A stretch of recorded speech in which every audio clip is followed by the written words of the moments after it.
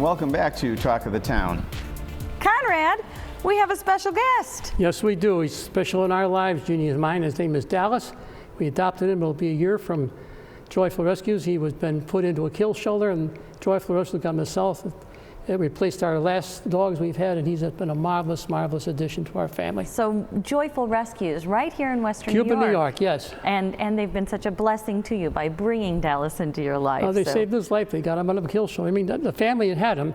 Guy gave rid of him because they got hardwood floors, and they put him in a kill shelter. So Joyful Rescues just again went south and rescued 23 more dogs from kill shelters, bring them back. And out there, if they can't adopt the dogs or cats, they keep them for the rest of their lives in their facilities. It's a wonderful facility, wonderful outfit. We support them every way we can.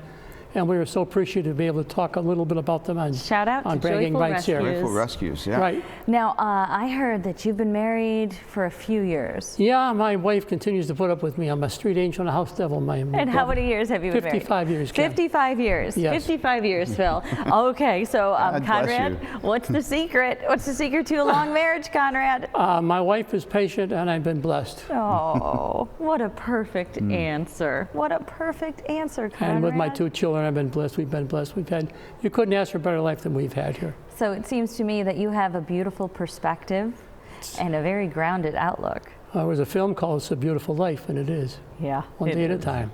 Oh, well, then that brings us to our next question. Give us some insight, Conrad, into the meaning of life. How's that for a deep question?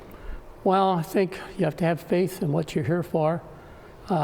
We have very strong religious faith. We're Eastern Orthodox Christians, and people with their own choice follow it, but I think faith is a central thing, but also faith and belief in humanity and your fellow man, your fellow woman, and we're here together to help each other, and it's a nice ride together when it works together.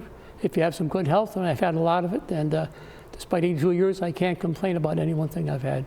And that's what makes Conrad a hometown hero. And tell us about your music now. How much does music, and how much did music contribute to your life and the enjoyment of things? Well, growing up, hearing my father and going to Philharmonic rehearsals and meeting people like Rachmaninoff and Fritz Kreisler and rehearsals and things like that was just a wonderful experience, and then playing a little bit my own. It's good for your soul. It is your soul, and it's a big part of my life. Never will stop being. And you have a story about your dad, your grandfather actually. My grandfather. With a very famous person. Well, my grandfather and Victor Herbert, the late composer, went to school together in Germany, and they decided to come to this country together. They came over together. Victor Herbert came with his then wife, to-be wife Therese Foster. She went to the Metropolitan, he with the New York Philharmonic. Henry Tepfer came to Buffalo and took a job with the Buffalo Philharmonic. And summers used to play together in the hotel orchestra at Saratoga Hotel in New York, and we were friends for the rest of their lives. My father and his brothers were up to Victor Herbert's camp in Lake Placid when they were young people, and that is. And again, then playing with my father, playing a couple of Philharmonic concerts with my father under Joseph Cripps, his first concert in this country, by the way, was a thrill of a lifetime. You don't forget that. What are some of your fondest memories here in Western New York? My fond memories of my parents who did such a wonderful job for me. Meeting my Jeannie, my wonderful children, the life I've had here. You put them all together, and I'm just a blessed man. I keep saying that, but that's been it.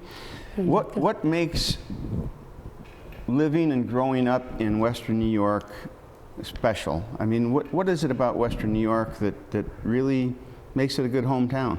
It's the timber of it, I think. Phil, you are Italian American, and I know the story of how your family was concerned that you would be an American family. It's that, it's the people have come here, the Statue of Liberty, and people the Statue of Liberty was meant to be, they came to Buffalo from all groups, and we want to do the same for the people coming from places around the country and the world now to do that, to continue this wonderful stock we have in Buffalo.